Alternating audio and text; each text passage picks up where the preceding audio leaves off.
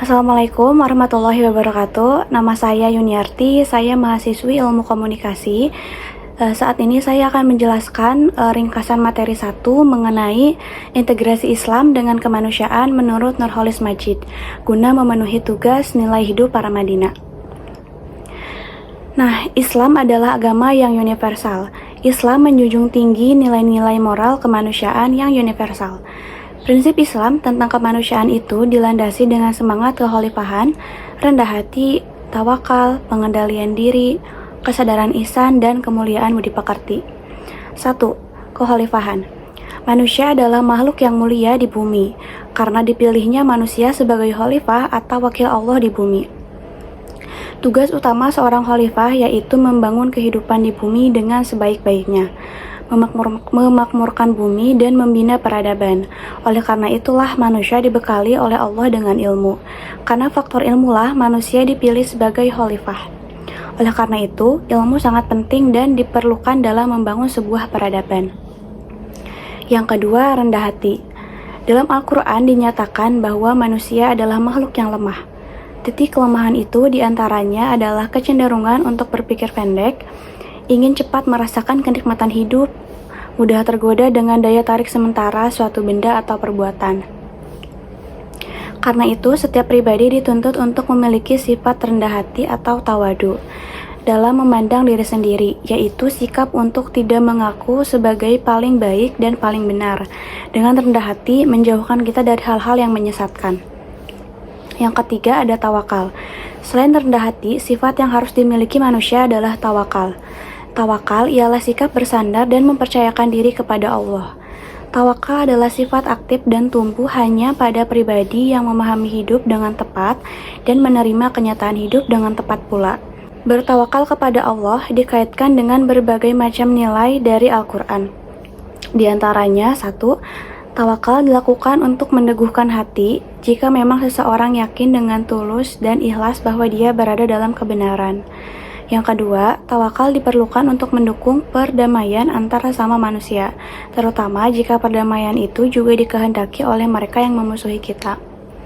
Yang ketiga, tawakal diperlukan setiap mengambil keputusan penting, guna memperoleh keteguhan hati dan ketabahan dalam melaksanakannya, serta agar tidak mudah mengubah keputusan itu. Nah, yang keempat, ada nilai pengendalian diri. Hawa nafsu adalah keinginan dalam diri manusia yang cenderung kepada hal-hal yang menjerumuskan kepada kebinasaan. Itulah sebabnya Allah memberikan peringatan kepada manusia agar senantiasa melakukan pengendalian diri dan tidak mengikuti hawa nafsu sebagaimana firman-Nya.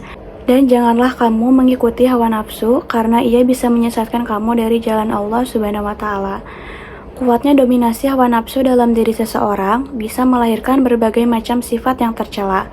Sifat itu bisa mengantarkan seseorang menjadi pribadi yang tidak disukai. Oleh karena itu, pengendalian diri sangat penting dan dibutuhkan agar terciptanya hubungan yang harmonis antar sesama manusia dan mencegah perpecahan, pertengkaran, dan permusuhan. Nah, yang kelima, ada kesadaran ihsan. Sebagai khalifah Allah di bumi, manusia harus melaksanakan pekerjaan setulus-tulusnya, setepat-tepatnya dengan ihsan dan itqan. Ihsan adalah bekerja sebaik-baiknya guna mencapai tujuan yang optimal, tidak setengah-setengah. Hal ini dilandasi dengan kesadaran bahwa pekerjaan yang dilakukan kita di dunia akan dipertanggungjawabkan kepada Allah di akhirat kelak. Oleh karena itu, kita harus sadar akan ihsan. Nah, yang keenam, ada kemuliaan budi pekerti. Islam sangat mementingkan pentingnya budi pekerti atau akhlak dalam kehidupan manusia. Bahkan salah satu misi kenabian Nabi Muhammad SAW adalah menyempurnakan akhlak manusia. Karena akhlak bisa menyebabkan seseorang menjadi lebih mulia dari manusia lainnya atau sebaliknya. Ketika Rasulullah ditanya, siapakah orang beriman yang paling tinggi tempatnya? Beliau menjawab, orang beriman yang paling baik akhlaknya. Dalam hadis lain ditegaskan bahwa orang yang terbaik di kalangan kamu adalah orang yang paling baik akhlak mereka. Manusia dituntut untuk memuliakan akhlak agar tercipta hubungan yang harmonis antar sesama manusia. Itu saja yang dapat saya ringkas dari materi 1. Nah, sekarang saya akan menceritakan pengalaman pribadi saya mengenai bertawakal atau berserah diri kepada Allah Subhanahu wa taala.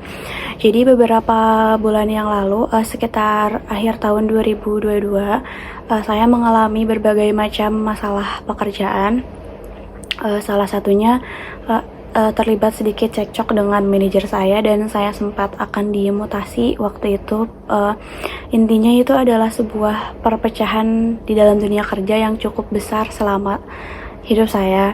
Nah, saya di situ gak tahu harus gimana karena ternyata teman-teman saya pun gak mensupport saya sama sekali.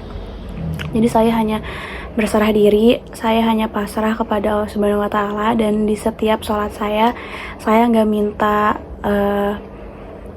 minta apapun. Saya cuma bilang, ya Allah, aku serahkan semuanya kepada Engkau tahu mana yang terbaik untuk saya.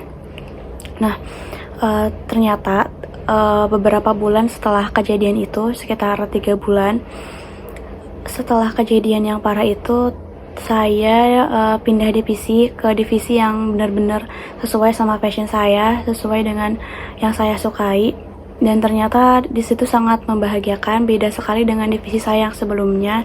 Jadi saya merasa bahwa ternyata dengan diberikannya sebuah ujian di dalam pekerjaan saya, itu bukan membuat saya untuk semakin down atau semakin turun gitu derajatnya, tapi ternyata lewat ujian itu saya dinaikkan derajatnya oleh Allah Subhanahu wa taala. Dan ada satu waktu saya lagi duduk di kantor baru saya, di divisi baru saya, terus saya mikir kayak, kalau semisal pas kejadian kemarin aku nyerah, aku nggak tawakal, nggak berserah diri, nggak yakin sama Allah, mungkin sekarang aku nggak bakal ada di tempat ini dengan orang-orang yang baik, dengan orang-orang yang support, dengan orang-orang yang sayang sama saya.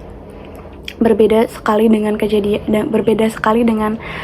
orang-orang di kantor saya sebelumnya yang sangat-sangat toksik menurut saya. Jadi dengan bertawakal, dengan berserah diri, dengan yakin bahwa setiap ujian itu ada hikmahnya, ada hal baiknya yang menunggu kita di akhir ujian tersebut. Jadi menurut saya dengan bertawakal dan berserah itu bisa mengantarkan kita pada sebuah jalan yang indahnya itu nggak bisa kita sangka-sangka.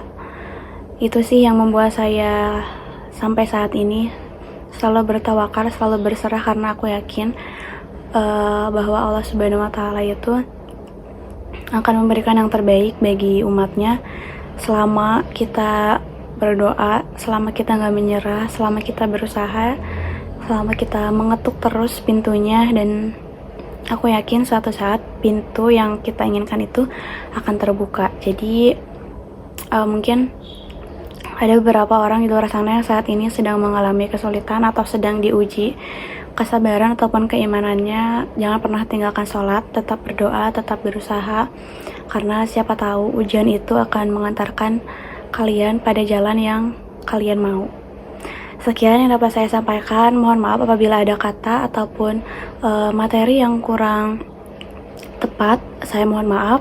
Sekian, wassalamualaikum warahmatullahi wabarakatuh.